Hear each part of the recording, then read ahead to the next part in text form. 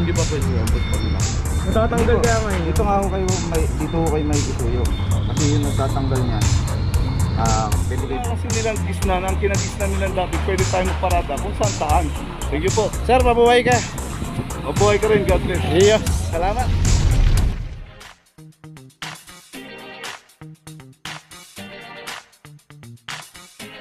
Papa Joe TV.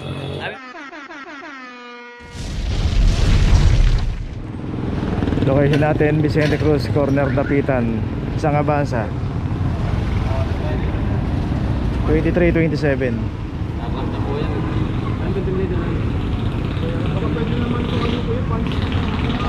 Okay, sa tama naman po, palis na po si Sir, kaso yung pagparada niya ng magdamag dito, dapat mas maaga po nating alisin kasi pagka inabutan pa po ng operation yan, eh parang sobra na po yun na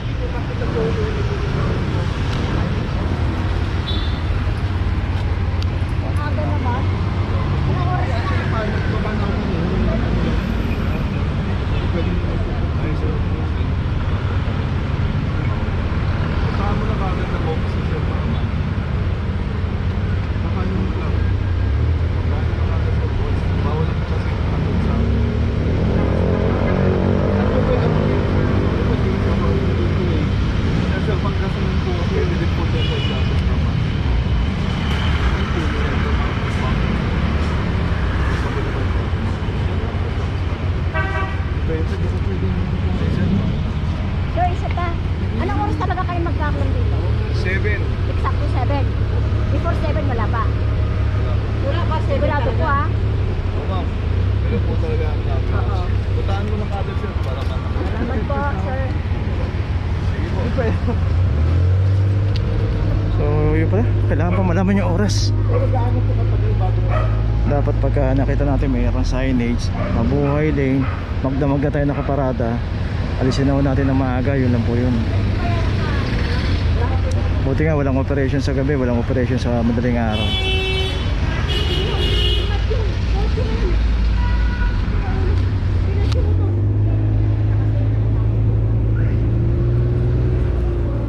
Location natin na La Torre Street, in between ng Benavides at sa Masangkay Street. Dito nakaparada yung isang Ford Ranger. At ito wala rin yung driver, bawal po pumarada rito. Diyan sa Benavides Street, diyan may pay parking po dyan. Pero pagka dito tayo inabot, bawal po rito. Mamera 2440. So yun, pinicturean natin ni sir kasi dito nga, sa may building na to, sila na mismo na hindi nagpapaparking dito. Kaso nga lang minsan na pumaparada, hindi nila inaabutan, iniiwan na lang yung sasakyan dito. So ayun, may notice na. Kaya always bago tayo pumarada, magtanong, wag po tayong basta-basta mag-iiwan ng sasakyan kung saan-saan. Okay. Location natin San Lazaro Street, corner Oroquieta. Dito yung kinaklamp dito, complain ng isang parking attendant, hindi raw nagbayad ng parking. Dahil dito sa kahaba ng San Lazaro Street hanggang doon, palabas po yan ng Alfonso Mendoza pay parking po. At ito may clamp na 2407 para sa Honda City. At itong isang Ford EcoSport, pangalawa na to sa kasama sa maka-clamp, 2328.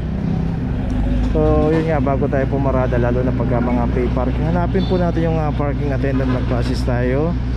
Pwede muna tayo magtanong kung saan pwede pumarada at may bayad ba rito. Dito kasi pagka pumarada tayo bigla at hindi tayo nakikipag-ugnayan, tinatawag po yan sa parking attendant.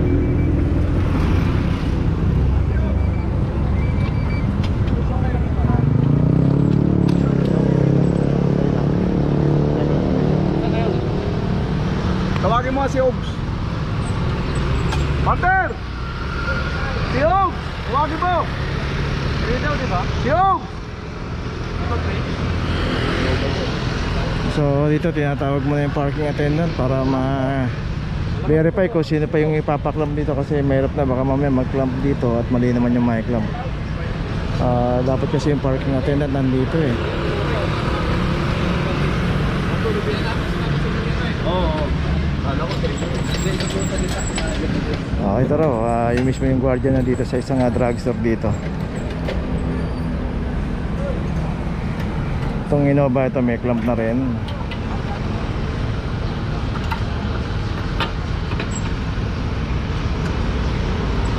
$24.38 para sa Innova. Always po pagka nag-parking tayo, lalo na kung may mga establishment, magtanong muna tayo. Dito po kasi sa Manila meron pong clamping ordinance dito from District 1 hanggang District 6. So maging aware po tayo sa pagparada ng sasakyan. Pag po tayong basta-basta paparada, alamin natin kung anong mga ordinansa merong pinapatupad dito. Okay, itong Innova na siya rin complain ito, may notice na. At saka yung dalawa ron na yun, ginagawa na.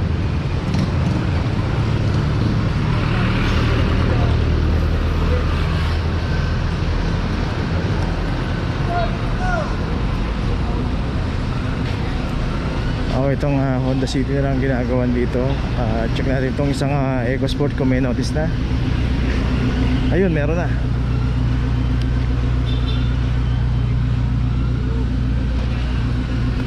Bali tatlong sasakyan ang pinaklamp dito. Okay, may notice na rin daw. Tuloy na po tayo. Location natin, Bilibid Viejo, corner Hidalgo Street, dito sa may tapat ng simbahan dito, San Sebastian. Dito isang L300 naman ang nakaparada rito, club number 2336. So dito short zone, bawal pong paradahan ng tapat o tabi ng simbahan. May mga pay parking po rito. Punta po tayo doon. Yan, pay parking na po yan. Pay parking hanggang palabas po doon sa kanto ng Loyola. Pay parking po yan. Pero dito po bawal. Iwasan po natin pumarada sa mga simbahan.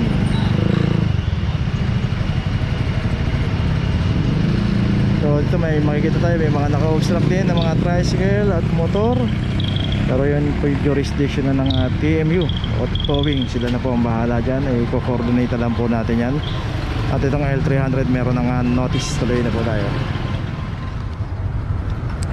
Location natin dito sa corner Cebu Street. At dito isang L300.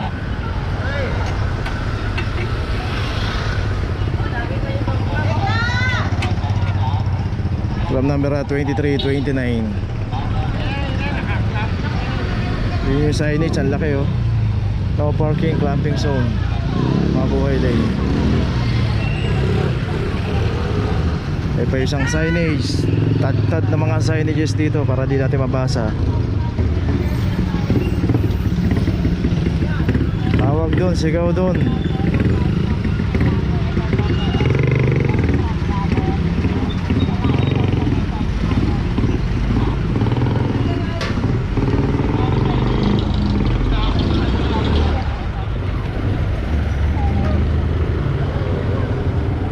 Wala, matuto na tayo. Okay, tuloy na po tayo. Location natin Hidalgo Street, corner Bilibid Viejo, sa may simbahan ng San Sebastian. Dito yung isang Honda. Isang Honda City 2444. No signage po, no parking both side. No parking both side. Dalawa pong kabilang signage yan. So imposibleng hindi po natin mapapansin yan. Magbasa lang po tayo ng mga signages para makita natin na bawal yung pinaparadahan natin.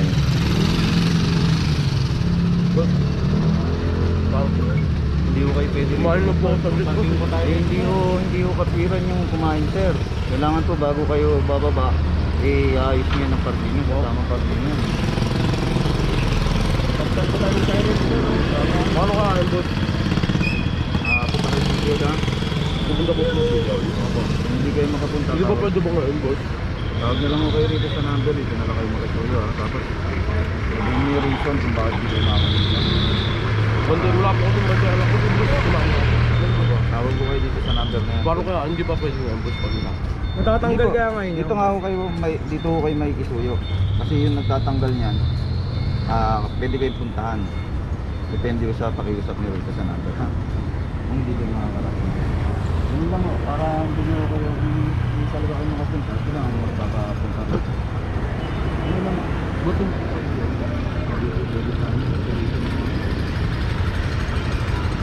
Ito yun na nang tatanggal na kanilang. Kaya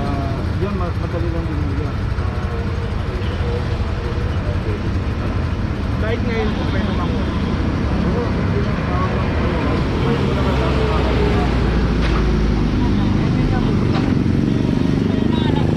Okay, tuloy na po tayo. Location natin Pugoso Street, corner Piggy Barra. Dito na may isang Toyota Wigo 2318 para sa Wigo. At dito nga, ito natin pay parking to. Pero yung pinakatahan niya, hindi naman pay parking. Nandun po yung pay parking, banda pa ron, yung pagtawid ng Oroquieta. May parking attendant po doon. Pero dito naklap yung isang Wigo. At nakita natin merong nagdedeklag yung isang ano rito. Pero dapat hindi pa natin paradahan yan, dahil naka-obstruct pa rin po tayo dyan. Saka dito pa, eskwelahan pa yung signage, no parking pa. Yung pinaradahan niya, yung signage nandito.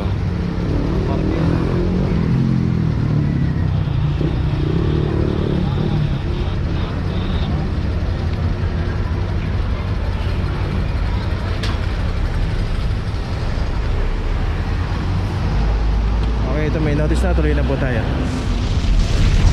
Okay, nandito na ngayon tayo sa opisina ng clamping, sa impounding dito sa Central.